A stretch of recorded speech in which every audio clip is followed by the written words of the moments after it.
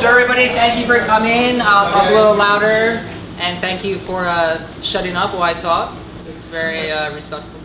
No, but seriously, welcome. That's the New York City humor that doesn't translate very well to. I'm constantly working on that with our guys here. So, a little bit about us. I might take a little more than 10 minutes because this is something I'm really passionate about that we've been working on for a little over 2 years now. Clinic started as an infrastructure company in New York City. We moved into development, and the two sides of our company are probably about equal. Doct was born of our need to have a documentation system for all of our infrastructure clients, right? And so we didn't trust anybody else to keep our stuff, so we wanted to build something of our own. We used it for ourselves. It went through iteration, and we're like, wait a minute, we can now deploy this for other people. So this is our first launch. We just launched this probably about 2 weeks ago after a lot of work by Karl P, who's our lead developer. This is the main architect of it. Raymond, right there next to him, who is now the lead of the application. And where's James? James, the man in the yellow shirt. He's the one I hassle with my pivotal stories by the hour, several times a day. Loves me for it. So what we created here was a way to have a fully dynamic database-driven application where anyone can create database objects on the fly, fields on the fly, make associations or link on the database, and how that all reflected in their front-end UI instantaneously. So what I'm going to show you here is a way for admins to basically have a GUI to build their own front-end application without talking to a developer. Kind of like FileMaker on crack, right? So a little bit about our stack, right? We run our own data centers here. We have a lot of sysadmins and IT people that sit right next to each other. So our stack, this is behind 2 load balancers. We have 2 web app servers there, and we have a single database server loading behind it. We take security really seriously. We enforce AES 256 encryption. We have 2-factor authentication using Google Authenticator, which is free. We use Postgres. We chose Postgres as our database model because it has a very strong multi-tenancy support behind it. Something MySQL was a little lacking, and we didn't really feel like delving into like CouchDB or some crazy structure that we didn't really know a lot about. This is a pure Ruby app. It's uncompiled, so perfect for a web application, and it's a full multi-tenancy scenario. So we have our front-end site. Some developer friends of ours started it. Some cool little anchoring here to go along. It's important to showcase it. One of the, we use Zendesk too. When you click on the support tab, Zendesk is really nice. If you're ever thinking about launching a SaaS app, you're gonna have to support it, right? And you need to support that some way. Chat support, email support. Zendesk is a great platform for it. It's a little pricey, but it works tremendously well. They have a front-end forum for help files. All that stuff is built out of the box. We also use another app here called Close.io. IO, if you guys know your Indian Ocean registrars, a lot of new web apps use a .io extension. That's how we were able to get a 4-digit domain name, right? There's no way you can get with the .com anymore, and IO is kind of like the cool thing, input, output, got a little nerd aspect to it. So whenever anyone signs up on our app here, by going and choosing a plan, we actually have an API hook that goes directly into Close. Close is our sales CRM-driven cycle. So all our salespeople in New York, they immediately get an email that someone came in here, they're a trial client, there's automatically scripts. 37 minutes later, they get a soft email from one of our reps to say, hey, I noticed you just signed up for the service. Let me help you walk you through it, schedule a demo, et cetera, et cetera. You have to be on people as soon as they sign up to go into it. So if you're looking to start a SaaS app, check out Close. Close is a great way where you don't have to sit there and build out your whole CRM of who your clients are, who your trial people are, who your potential is, what their subscription status is, all of that is kind of taken care of for you. So then we move on to the application. I'm not going to bother having you go through the whole sign-in process, but this is the admin panel here. And this right here, the other tab, is the user view. Simply put, when you log into it, you have an index of your whatever you choose. And when I say everything is dynamic, everything is fully dynamic.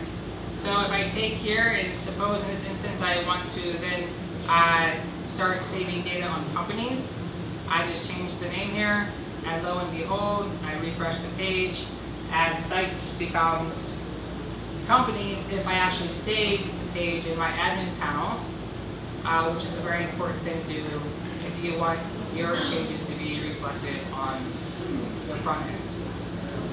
And why is it doing James? How can you just test something like 2 minutes before a conference and it doesn't work? Oh well, we'll keep moving on. The other thing that we can do here is when we go into, say, a client, here we have tabs. So if I wanted to create a new tab, call this bicycle parts, and I'm going to save my tab here in the admin panel, and something is wrong.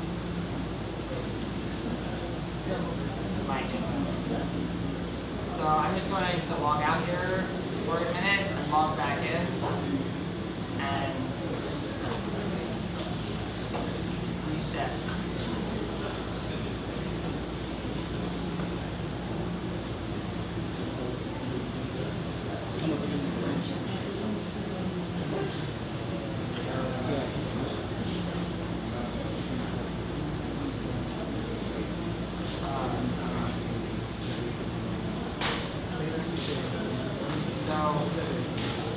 We're going to try this again here. We'll call this bicycle parts. Spelling doesn't matter. Changes were successfully made. And lo and behold, we have bicycle parts. I think what happened here, by the way, we took to work on our statefulness. I logged in like 3 hours ago on this laptop before I logged in over here. And so I just had to re-authenticate to the app to make it really work here. One of the core features of this app here, if I drop back to the admin panel, and when I say we can dynamically associate database objects on the fly, I'll show you what I mean here.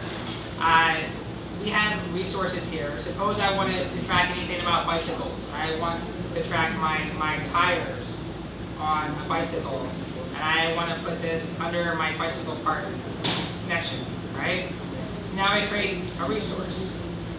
And if I go to my bicycle parts here, after I save it,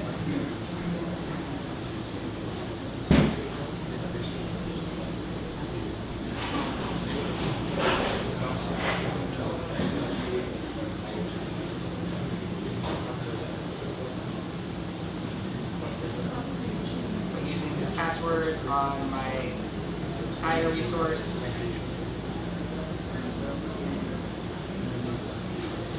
And we see it there.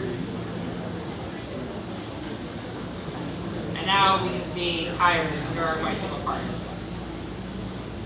And suppose I want to enter a new piece of data on my bicycle part. So I create a new tire. I call this a round tire. I get this username and password just for fun. And now we see this in the database as a round tire. Now that's all well and good. You can create database objects and create fields onto it. But the funnest part about this is the associations. So if I have any other piece of data in my application over here, whether since we use it for IT, most of this stuff is about accounts or servers or firewall rules. I can just drag my resource over here. Blue is resources and grays are fields, and I save it. And then on the front end here, when I go back into my app, my tires, I can sit here and I can associate new accounts on the fly. Call this an admin account. I save it. I can create another I can associate a test server and save it. And so once we save those, we can click around and we can go back to our round tire and our test server, and we can see whatever we want on it. So in this manner, if you have a server, you have an application, you have anything else that you want to create an association to, I can create those resources, I can create those fields on the fly, I can have them reflect on my front end, and then I can sit there and associate pieces of data together, all without bothering a developer.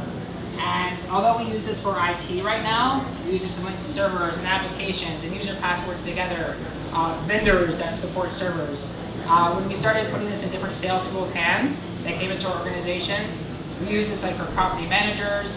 We can start using this for any kind of vertical industry that wants to do any cloud documentation whatsoever. So that is what Docked is right now. And I will let Karl segue into one of his projects, Paloma, where he may be able to talk about some of the more programming aspects which may interest you more than the business side. That's all I have.